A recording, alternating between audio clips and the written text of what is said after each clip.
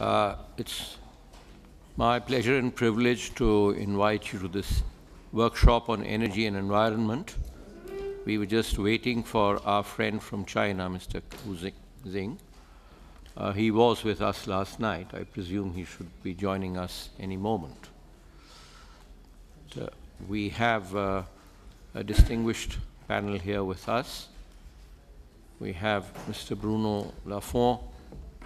He's the chairman and CEO of the very large industrial company Lafarge. We have Mr. Mohammed Tawfiq Moulin. He's our host. He's the Director General of the Institute for Strategic Studies. We have my old friend and colleague, Bill Ramsey, Ambassador William Ramsey. He's the Director of the Energy Program at IFRI, earlier with the International Energy Agency. And we were both together in this seminar last year also. We would try and begin the program by having a small 10-minute introductions. Yeah, we're waiting for you. Welcome. Gu Xing is the president of the China Institute of International Studies, and he should be giving us a lot of critical inputs from China. We would be having about 10-minute introductions from the speakers. After that, we would expect the audience to participate, not really the audience, but I think we're all participants virtually in this workshop. Well, there is an inseparable link between the way we produce and consume energy and global warming. That's a hard reality. And it is thought that the way we are proceeding today, if we go unchecked, global temperatures would be 5 degrees centigrade above the pre-industrial temperatures, which could bring horrific changes in the environment, causing further misery, particularly, I think, almost 75% in the developing world. There is also an inseparable link between energy use and deployment and levels of income and development. So energy is virtually a sine qua non of any form of poverty alleviation programs. There is gross inequity in wealth and energy across the world. The world was earlier divided between the rich and the poor. Now we also have the middle income group. We had the developed countries, the developing countries, and now we have a very strong group called the emerging countries, from which China and India are represented here. Low-income countries at the moment contribute only about 3% of the total energy demand. That is a paradox. And these are the countries where energy has to be deployed in very large numbers, along with countries like India and China. And these countries are, in the next 20 to 30 years, going to consume, I think, 90% of the increase in energy demand. The per capita emissions in the developing world and the developed world also present a similar picture.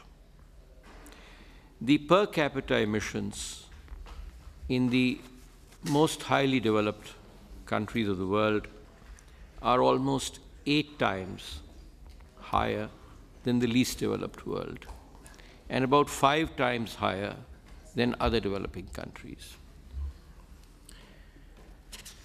The problem is before us today: do we develop or do we not develop? At least for the emerging countries, that's a very crucial problem.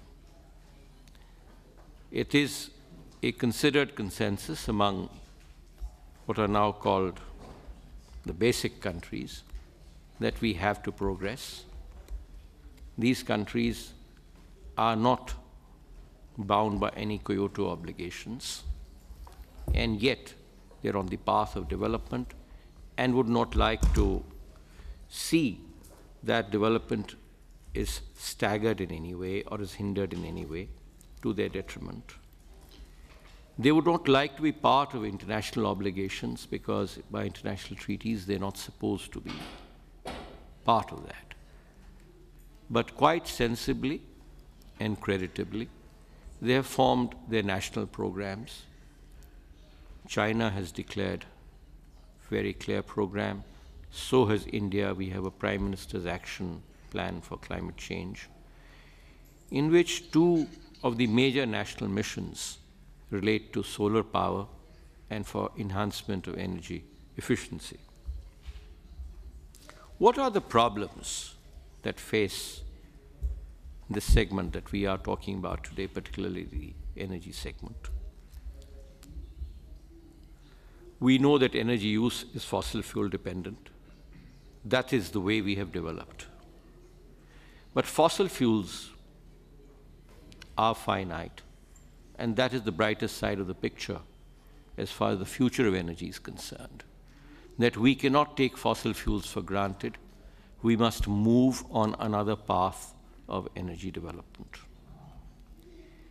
We have to change the way we produce and consume energy. That brings in energy efficiency, which is the most ready and the fastest and the least cost-effective way to bring about reduction in emissions and also the availability of energy for greater use. There are distortions also within the rich. A clear example is US and Europe. The fuel demand in Europe today is half of what it would have been in case it had followed the same practices or prices as in the United States. European emissions are also half of what they are in the US. Two groups, I would say, land mass, equally abundant in wealth, and yet their behavior patterns are different. And I think this is where policy has made the difference.